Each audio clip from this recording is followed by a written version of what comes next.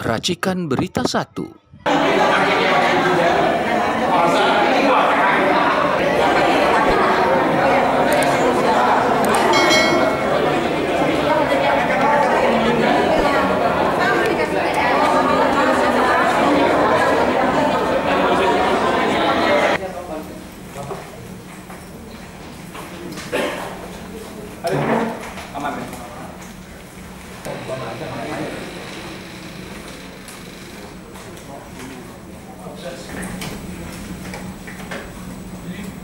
Kuasa dari penggugat sini dulu. Ya, baik.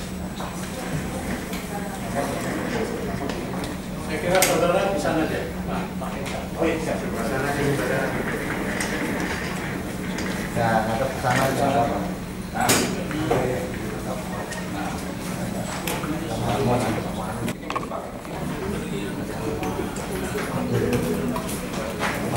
Nanti semua baik penggugat maupun tergugat silakan membawa KTP prinsipal dan fotokopi ya.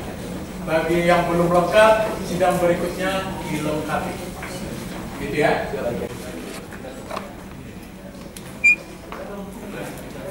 Bismillahirrahmanirrahim. Assalamualaikum warahmatullahi wabarakatuh.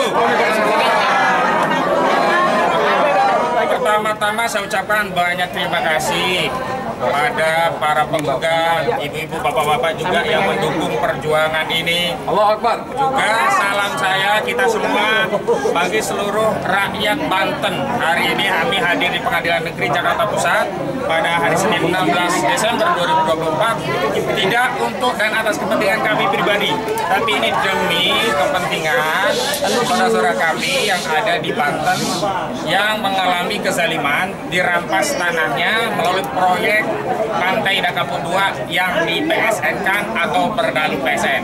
Nah, perlu kami info, kami tadi sudah bersidang untuk yang pertama kalinya. Biasa dalam sidang pertama itu ada pemeriksaan legalitas dari para pihak, baik penggugat maupun tergugat.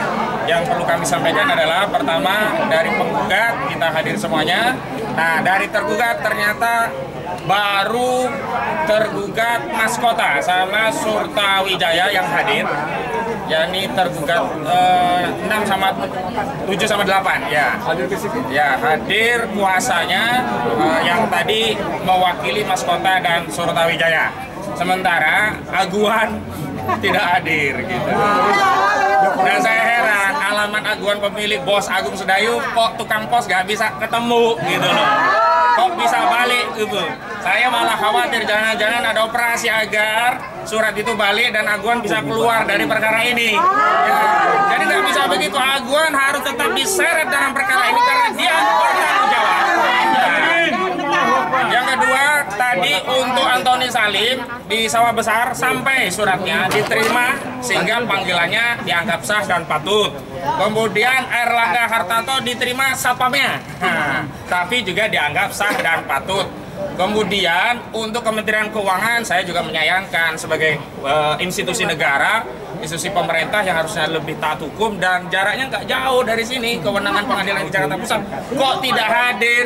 Padahal dia tidak kami tuntut, tapi untuk menerima duit dari gugatan ini yang nilainya 612 triliun rupiah. Ini gimana Kementerian Keuangan mau dikasih duit kok nggak datang gitu ya? Baik. Dan tadi kami sudah jelaskan juga prinsipal yang hadir adalah Bang Edi Mulyadi, juga dari ada Mama ANL, ada Bu Mendo dan yang lainnya, termasuk dari Forum Purnawirawan Pejuang Indonesia. Ada Pak Kolonel Purnawirawan Sugeng Waras, ada Pak Muhammad Nursam, ada Pak Sararat dan yang lainnya. Nah, nanti Pak Sunarko juga hadir. Masya Allah memberikan dukungan pada kita semua. Selamat siang Jenderal. Ya, dan penundaan tadi ini adalah sidang paling lama penundaannya yang pernah saya alami. Ditunda 1 tahun. Jadi tadi karena majelis hakimnya cuti, cutinya dimulai minggu depan, minggu berikutnya masih cuti karena Nataru ya, Natal dan Tahun Baru, sehingga sidang ditunda untuk 3 minggu kembali pada tanggal 6 Januari 2025. Jadi ini kita ditunda 1 tahun.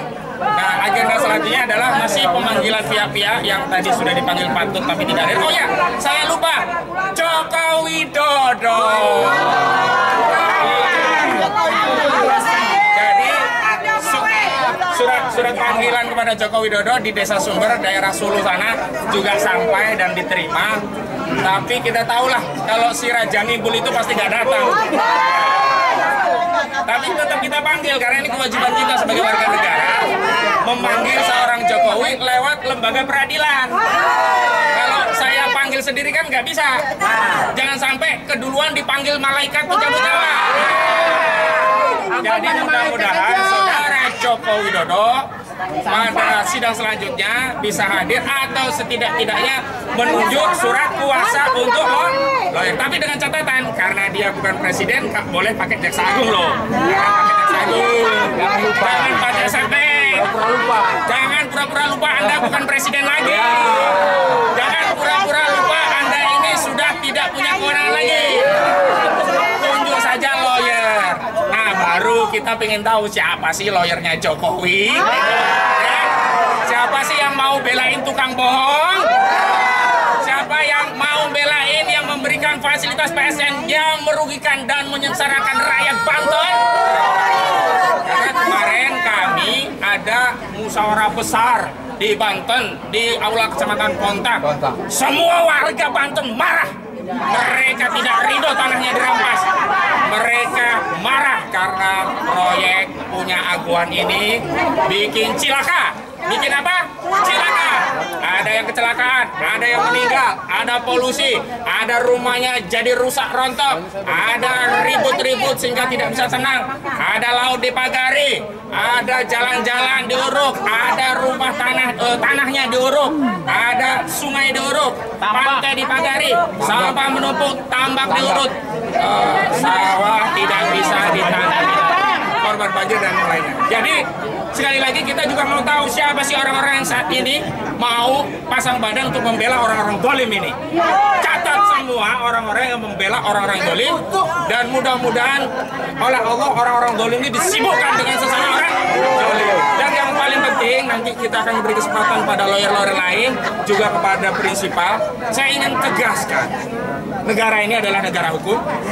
Negara ini saat ini presidennya Prabowo Subianto. Negara ini bukan negaranya Aguan.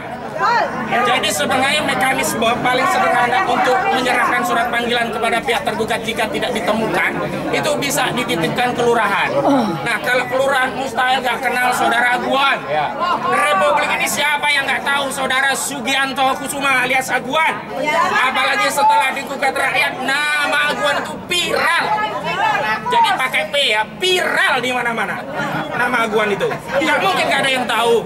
Nah, tapi karena tadi diminta untuk melengkapi, kami akan melengkapi, mencari tahu alamatnya.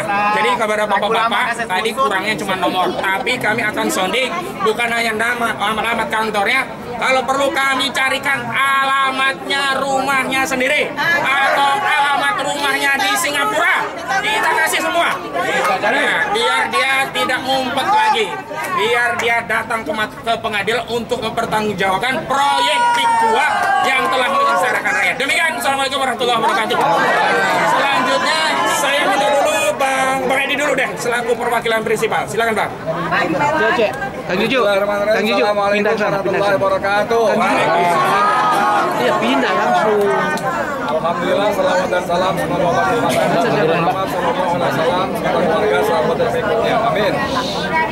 Seperti kata Bung Ahmad Kofinudin tadi, memang sangat menggelikan, ya. Geli banget gitu loh, geli karena jijik dan geli makan ketawa. Gitu. Bagaimana mungkin hari ini orang nggak tahu Aguan?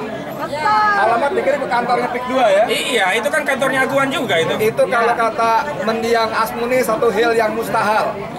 Mereka nggak tahu itu mustahil. Makanya tadi Bung Ahmad Kofinudin mengatakan jangan-jangan ada operasi. ada operasi sehingga tukang pos pun tak kurir apa namanya tidak berhasil menemukan alamat itu. Saya menduga kuat ini ada kesengajaan, ya. Ada kesengajaan supaya dia tadi tidak disentuh-sentuh dalam persidangan kita. Saya nggak tahu mekanismenya dalam berperkara beracara. Kalau sampai tergugat tidak hadir juga karena tidak diketahui alamatnya, apakah masih terselingkuh atau saya nggak tahu. Tapi nanti Bang Juju atau siapa bisa menjelaskan.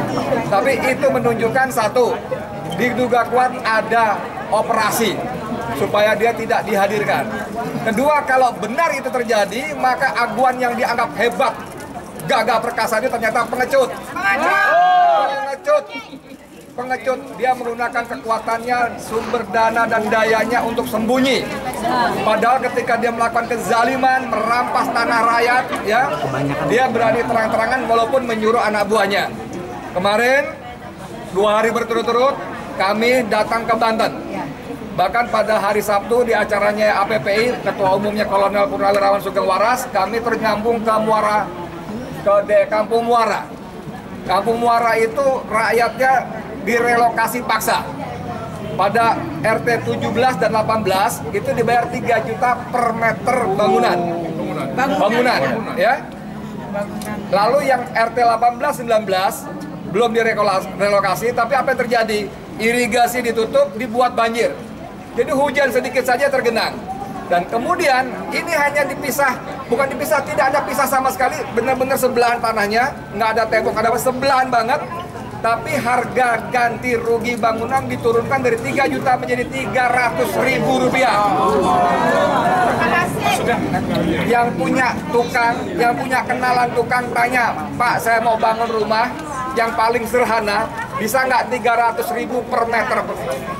Itu nggak pernah bisa. Dan itu jahatnya luar biasa, dan itu dibikin tergenang, dibikin banjir. Saya dengan saya duduk masuk ke kamar salah seorang warga yang terusir ke sana, yang dizalimi sana.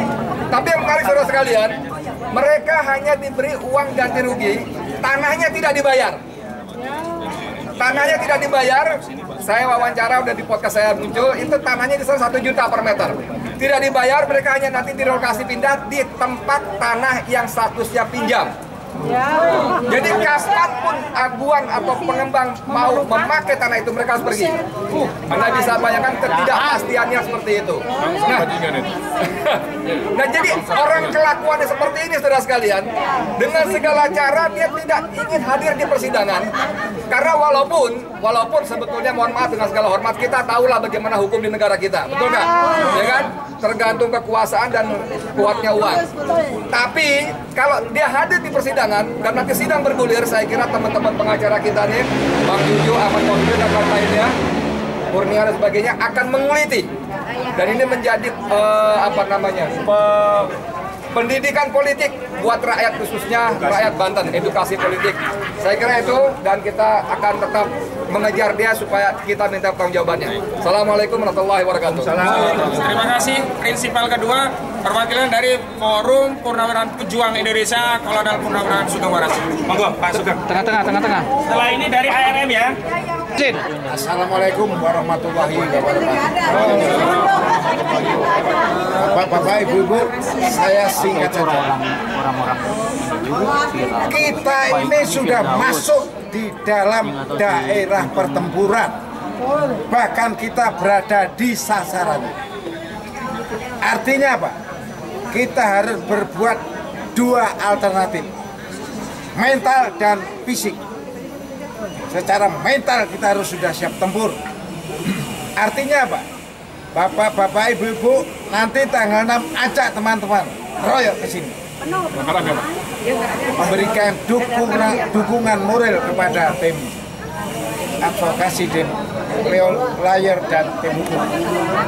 Yang kedua, Bapak Ibu selalu pasang telinga, pasang mata tentang PIK 2. Apapun informasinya, bantu tim hukum untuk menginformasikan. Ada 3 hal. Yang pertama informasi, yang kedua di mana kejadiannya, apa kejadiannya, dan tidak kalah penting adalah foto atau video sebagai tanda bukti. Percuma kita ngomong kalau tidak ada foto. Sekali lagi itu jangan diabaikan. Kemenangan kita di lapangan udah jelas karena kita rajin untuk turun ke masyarakat. Dan kemenangan di pengadilan karena bukti-bukti ini yang valid, yang up to date, akurat. Itu sangat penting, jangan dianggap remeh. Tanamkan pada dada kita. Kita harus memenangkan persoalan ini. Kita harus memenangkan masalahnya. Kita harus memenangkan persidangan. Akhir, dan kita sudah sadar kekuatan terbesar dari musuh kita adalah masalah ini. Tapi itu bisa, satu, kita kalahkan. Jangan lupa kita minta doa yang tulus, yang khusyuk, yang ikhlas kepada Allah Subhanahu wa Ta'ala. Insya Allah kita menang, kita bisa membela rakyat kita. Ibu-ibu, saya tambahkan sedikit menambahkan yang disampaikan Pak Edi. Kemarin dalam musyawarah rakyat Banten, kasihan banget. Ada yang tadinya gagal perkosa hidupnya, sekarang mati kutu. Karena apa? Tanah digusur, tanah diambil. Kemudian macam-macam tadi kecelakaan sudah diingat. Belum lagi mangrove itu ya dulu menjadi kehidupannya masyarakat. Sekarang sudah diambil alih oleh Augan atau Pik 2. Sehingga mereka tidak basah, tidak apa-apa. Mangrove yang dulu ditanam rakyat diambil alih dan dijadikan wisata mangrove. Kasihan sekali para pemuda yang tadinya punya harapan dari orang tuanya, baik nelayan, petani atau peternak, sekarang jadi kecil hati. Karena apa? Karena itu ditutup semua. Mudah-mudahan ini semua akan Allah Subhanahu wa Ta'ala memberi kekuatan kepada kita bisa mengalahkan persidangan. Sekian, terima kasih. Baik, selanjutnya dari Aliansi Rakyat Menggugat, Bu Menduk perwakilannya. Sama teman-temannya ke depan aja. Assalamualaikum warahmatullahi wabarakatuh. Hari ini adalah hari perdana kita dalam melawan aduan atau kekuasaan. Rakyat harus menang karena kita adalah pemilik negeri ini. Aliansi Rakyat Menggugat adalah ibu-ibu yang memang sudah berapa tahun ini kita selalu mengkritisi kebijakan pemerintah rezim yang kemarin yang sama sekali tidak pro rakyat. Dan PSN ini adalah puncak dari kebusukan semuanya. Bayangkan, tanah rakyat diambil dengan alasan PSN memakai APBN uang negara, tapi yang menikmati itu siapa? Nantinya pasti bukan kita. Jadi akhirnya apa? Akhirnya kita akan menjadi orang yang tersisih, Melayu pribumi yang tidak akan lagi mempunyai kedaulatan. Jadi sekarang ini jangan kita tuh merasa 2029 adalah pertarungan kita, bukan. 2029 kalau kita tidak bertarung dari sekarang habis sama sekali. Kita sedang dijajah. Lihat rakyat Banten. Apa yang terjadi sama mereka? Tanah mereka benar-benar tidak dihargai. Dan orang yang incar di sana dengan cara kekerasan mengusir warga setempat, dan yang tidak mau benar-benar lautnya kali diuruk dan segala macam, yang akhirnya mengakibatkan kebanjiran dan segala macam. Kita ini memikirkan masa depan anak cucu kita yang semuanya itu ada kaitannya dengan negara kita Indonesia. Indonesia benar-benar sedang dilanda krisis semuanya lah. Ya artinya kita benar-benar ada di jurang. Apakah kita bisa bertahan dan kembali menjadi bangsa yang berdaulat, atau kita akan menjadi bangsa yang terjajah? Dan jangan sampai anak-anak kita nanti akan menjadi jongkok di rumah kita sendiri. Jadi sekarang kita ini adalah mak-mak yang tidak akan pernah mundur. Walaupun kita punya lawan adalah mafia yang punya kekuasaan, pejabat yang menjadi pengkhianat rakyat sendiri, ya, ataupun aduan. Kita tidak pernah takut. Kalau itu memang untuk masa depan anak cucu kita. Ingat, lawan semua.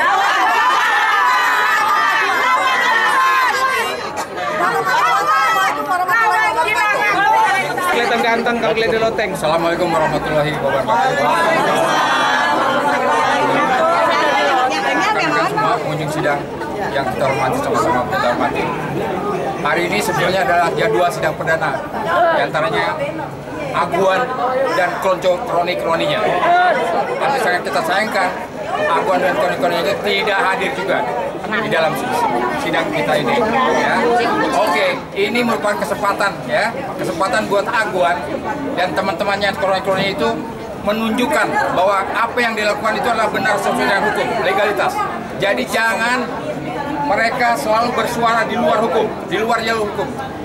Pengadilan ini adalah tempat di mana Aguan atau siapapun yang mengklaim bahwa Pondok Indah Kapuk itu adalah sah, ya, kita lakukan ini di ruang sidang pengadilan yang jelas-jelas adalah lembaga hukum yang resmi, yang formal kita untuk memperjuangkan keadilan, ya, begitu teman-teman. Oleh karenanya, menurut hukum acara perdata, ya, kalau seandainya Aguan tetap tidak hadir, 3 kali tidak hadir sidang ini, maka majelis hakim berhak memutus tanpa kehadiran Aguan dan kroni-kroninya, ya, bisa memutuskan dengan istilah first step, ya, tanpa keputusan sidang atau vonis, tanpa dihadiri oleh pihak tergugat. Nah, itu harapan kita.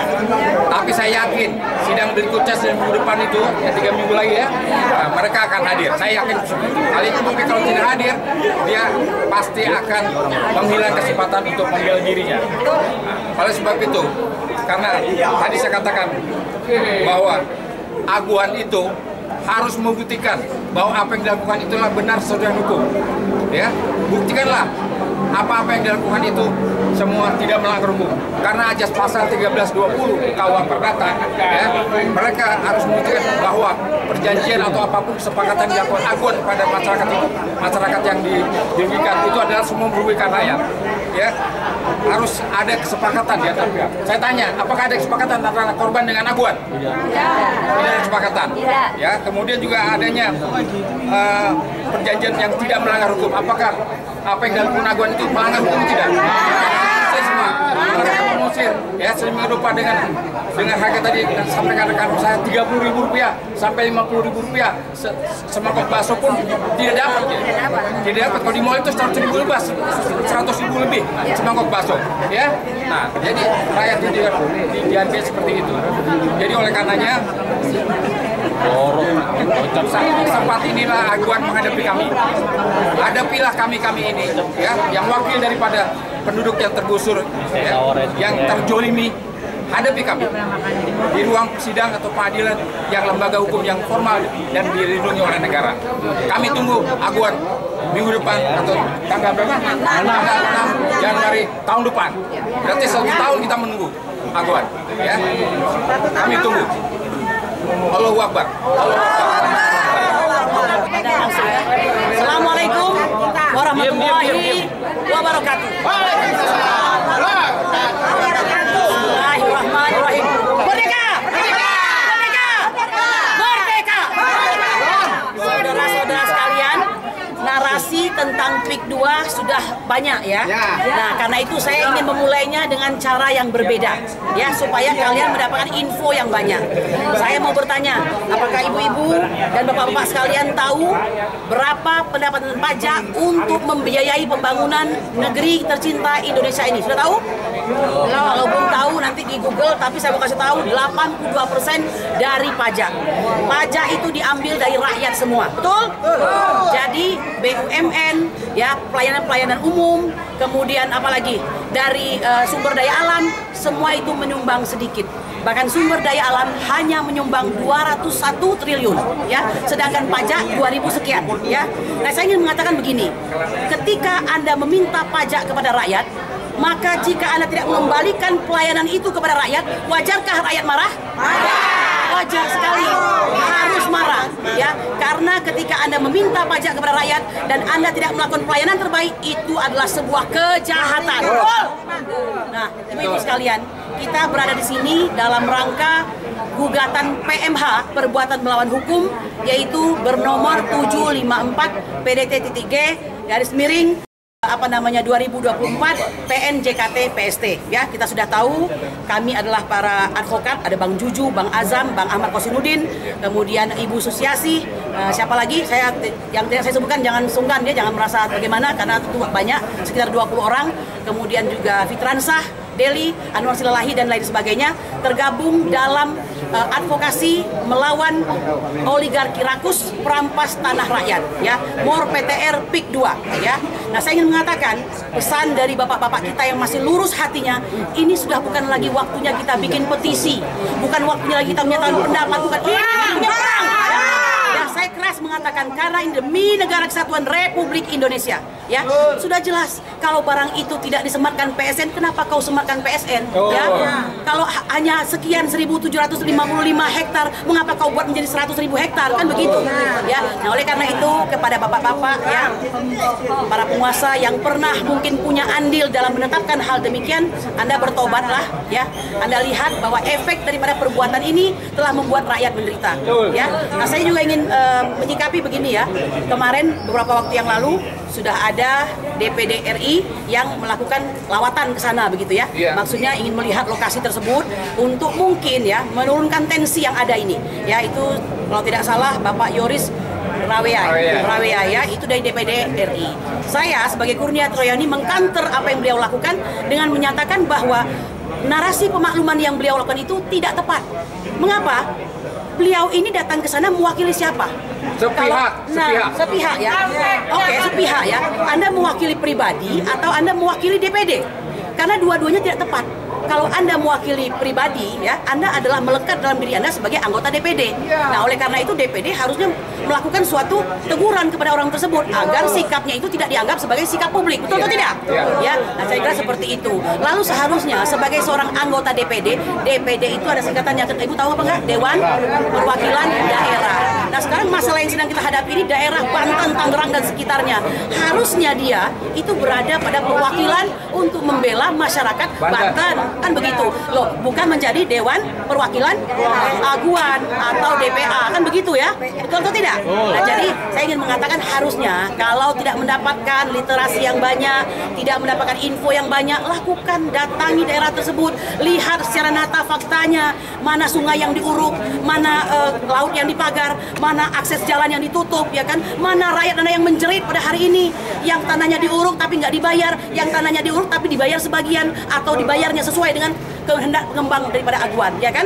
Jangan terus-terusan mengatakan kami telah menghubungi Abdesi dan Abdesi mengatakan begitu banyak fungsi-fungsi dan kegunaan daripada pantai Indah Kapuk tersebut. Ya iyalah, kalau Anda datang ke sana, datang dong ke kami, ya, kepada tim advokasi More PTR PIK 2. Anda akan mendapatkan info yang senyatanya di sini, ya. Jadi bedak-bedak narasi kalau kata Bang Ahmad Kosinuddin itu akan terhapus dengan hujan fakta yang ada, seperti itu ya. Nah, jadi itu yang ingin saya sampaikan, tidak panjang, ya lumayan panjang barangkali. DPR harus bersuara, rakyat harus bersuara dan DPR harus bersuara. Kita bingung juga ini Dewan Perwakilan Rakyat ini hanya mewakili kita untuk hidup mewah, hidup enak, naik mobil bagus, yang ruang AC. Jadi tidak pernah mewakili kita untuk pemberitaan seperti ini. Ya, DPR bangun dan bangun. Oke, baik. Terakhir kepada Bapak kami, Presiden kami tercinta, Bapak Presiden Prabowo Subianto, Anda adalah harapan kami pada hari ini. Konon kabarnya masalah ini sudah sampai di meja Anda. Maka kalau Pak Nusron Wahid sudah menyatakan,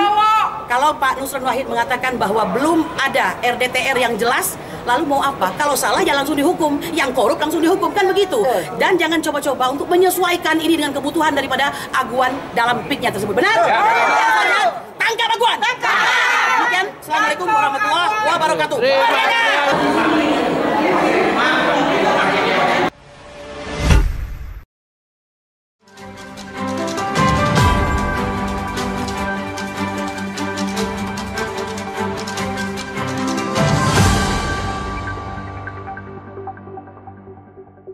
Racikan Berita 1.